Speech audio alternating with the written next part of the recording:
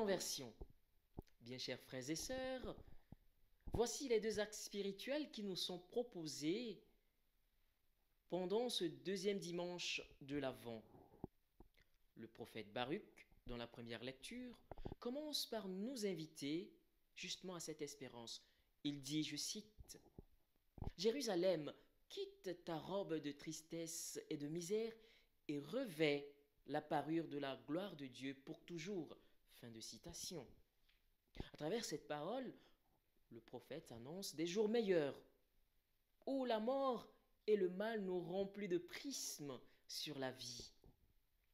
Et c'est ce que nous célébrons pendant le temps de l'Avent, la fin de toute injustice. Célébrer l'Avent, c'est aussi marcher vers la paix, vers la lumière, vers la sérénité.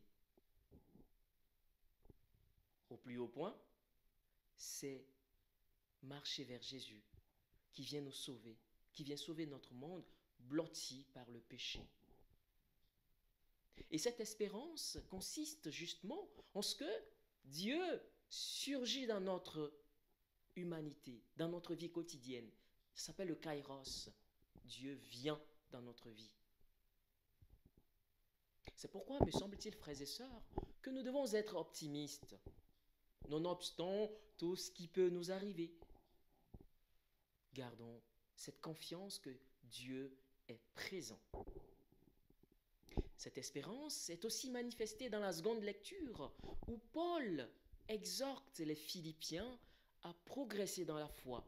Car en effet, cette foi est le signe par excellence d'espérance.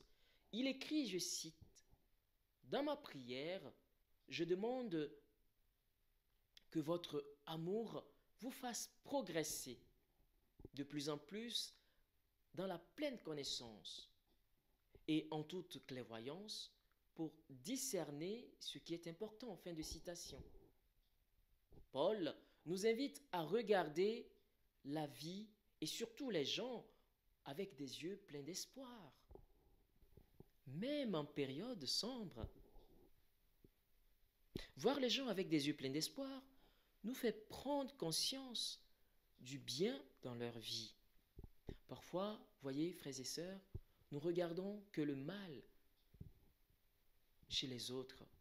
Paul nous invite aujourd'hui à regarder que du bien. Dans l'Évangile, nous lisons l'appel que lance Jean-Baptiste, je cite, « Convertissez-vous car le royaume des cieux est tout proche. » Fin de citation. Se convertir, c'est d'arrêter de courir vers le précipice. C'est revenir sur nos pas, renoncer à nos actions mauvaises. Oui, il est temps de penser sérieusement à Dieu. Au cœur même de notre histoire mouvementée, fut-elle d'injustice sociale, de péché et de regret, laissons résonner la voix de Dieu. Ouvrons nos yeux vers l'avenir, vers Jésus qui vient. Bien-aimés du Seigneur, chercheurs de Dieu, voulons-nous faire de ce temps de l'Avent une occasion de rencontrer Dieu? Alors, retenons le message du Baptiste.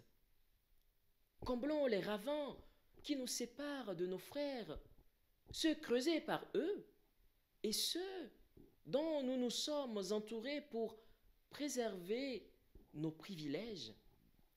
Rabaissons les montagnes, nos montagnes et nos orgueils en reconnaissant nos torts envers Dieu, envers nos frères, envers notre société, envers notre communauté.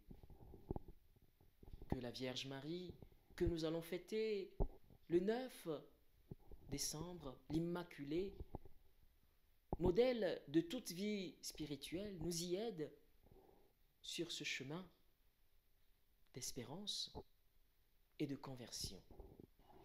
Bonne marche vers Noël.